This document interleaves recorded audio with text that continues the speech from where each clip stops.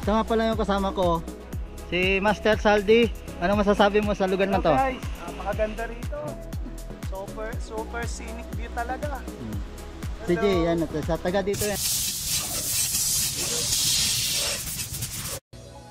Kay ganda ng umaga at kay ganda pagmasdan, ang napakagandang sunrise, talaga namang mapapawaw ka talaga sa umagang ito. At sabayan pa natin ng Starbucks coffee yan.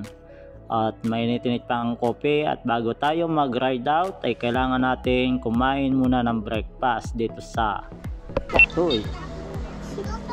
Then dito na kami sa Circle of Santa Cruz. Nasa Santa Cruz na kami. Then mikas-mikas na lang kami dito dahil napakalakas nga ng ulan. Hindi na kami makapag-video ng maayos dahil baka masira ang aming camera. At sumapit na nga kami dito sa Luzon Datum, ang sentro ng ating Pilipinas na napakasulit naman at napakaganda. Ang Luzon Datum ay isa sa pinakamagandang pasyalan dito sa isla ng Marinduque. Kaya naman kung pupunta ka dito sa isla ng Marinduque, huwag mong palalampasin pumunta dito sa Luzon Datum. Ito naman ay may layo laang na 8.3 kilometers mula dito sa Balanacan going to Luzon Datum.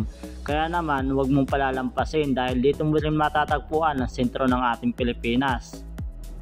Ipapakita ko naman sa inyo ang mismong center point ng ating Pilipinas. Itong nasa bato na to na may butas, yan yung ating center point of the Philippines. Ang bansang Pilipinas ay napapalibutan ng napakaraming isla at ito ay may kabuuang 7,641 na isla.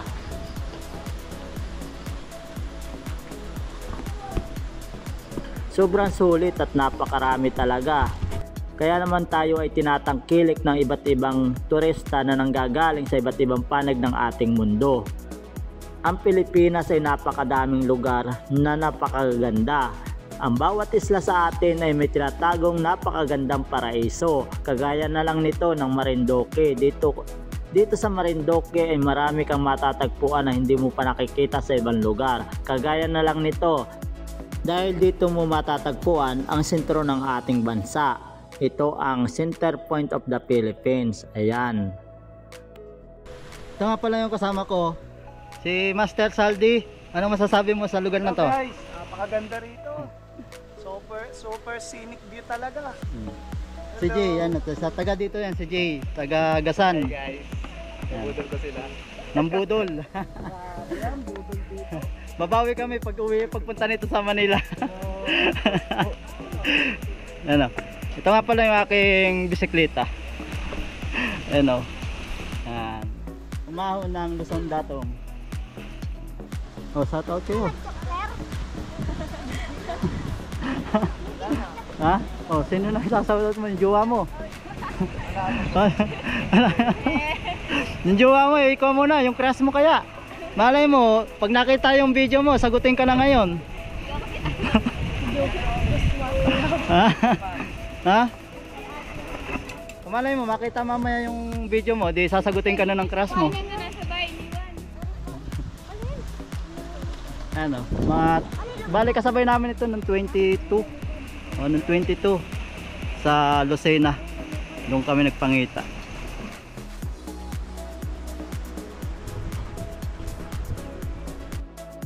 Natapos na nga namin ang pag-ikot dito sa isla ng Marinduque at ito ay may kabuuang 160 kilometers ang pag-ikot namin dito sa isla ng Marinduque.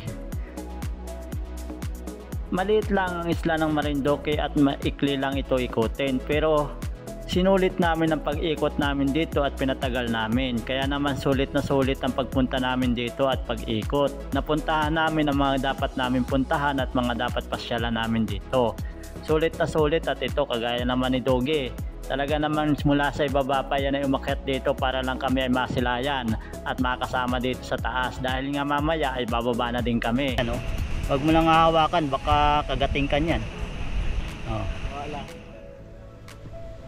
Papangalanan kita ngayon ng Luzon Datum. Bye-bye na, bye-bye na. Bye-bye.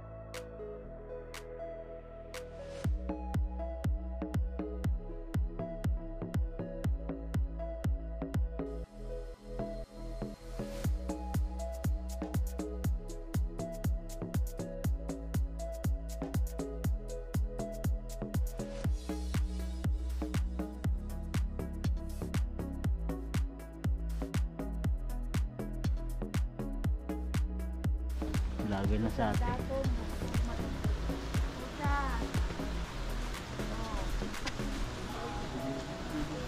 Master, rakyat lang ako.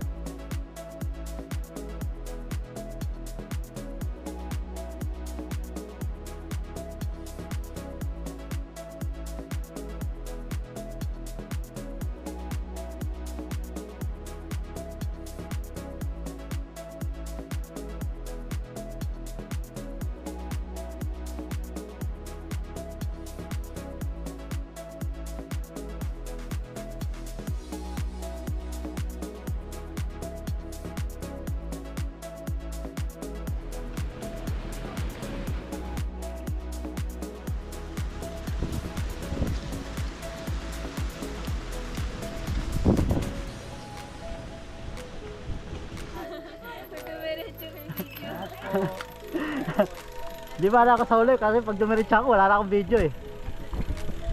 Ingat. Bam bam bam bam bam bam bam bam bam. Wala, manipis na yung preno ko. Bam bam bam. Maubos na preno ko. Ha?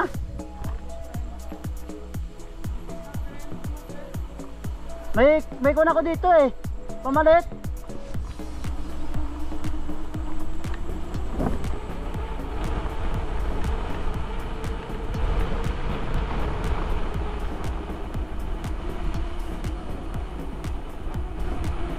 Pababa na nga kami dito sa Luzon Datum at kung makikita ni grabe tusok ng karsada dito. Yan ang aming inakyat dito sa Luzon Datum. Talaga namang mapapawaw ka sa daan, no? Ang lupit. Ano? Pabalik na nga kami ng Port of Balanacan dahil nga habol namin makasakay kami ng barko pabalik ng Lucena. Grabe. Napakaganda ng daan dito at napakasulit talaga. Grabe kang Datum ka. Napakaganda mo. Sulit.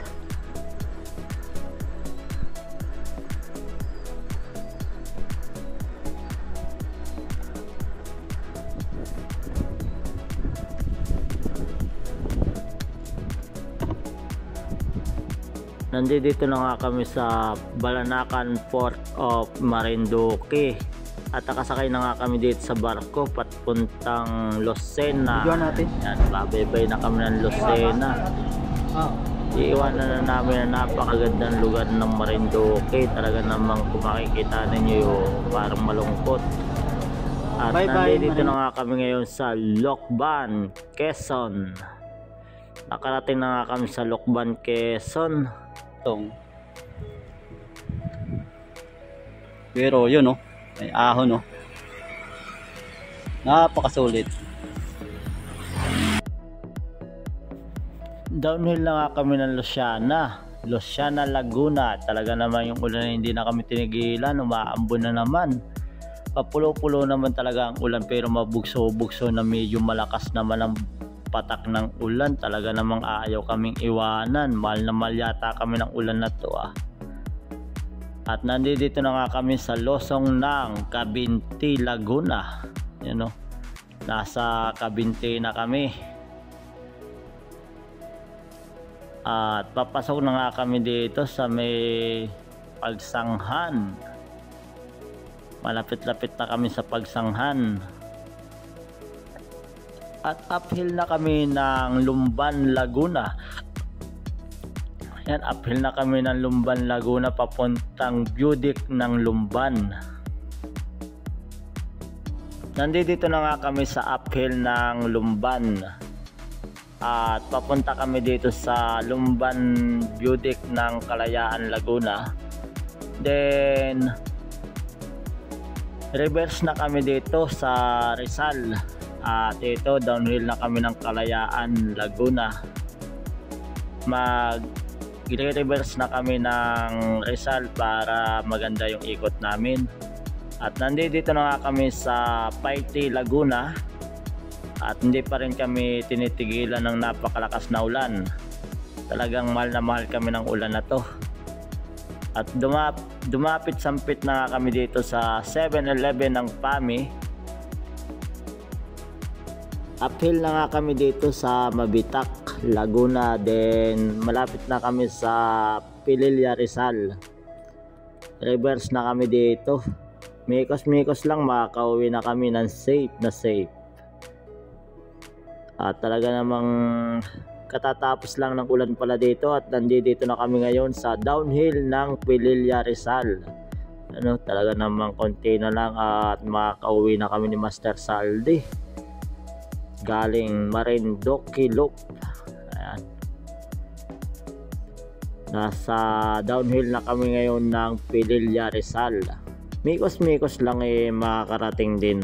Huwag tayo magmamadali sa ating pag-uwi. At yun, may makikita kang mainit na area pero may paulan-ulan pa rin. Pero dito sa Rizal papuntang Tanay is wala na. Itong baba ng Pililla, Rizal. Maganda na ang sikat ng araw at maganda na ang simoy ng hangin. Nandito na ngayon kami sa downhill ng Antipolo, Rizal. Ayun, palusong na kami dito sa Antipolo, Rizal, going to Tikling, Rizal. Papunta naman tayo ng Taytay, Rizal. Dahil doon ang ikot namin sa may C6 Road ng Taguig. At nandito na kami sa downhill ng Taytay, Rizal. Papuntang SM Taytay. Yan. At dito na nga tayo inabot ng dilim sa C6 Road dahil sobrang traffic. Naipit na kami dito ng traffic. At yun mga kapadyak, hanggang dito na lang din ang video natin dahil medyo traffic na. Then bye bye.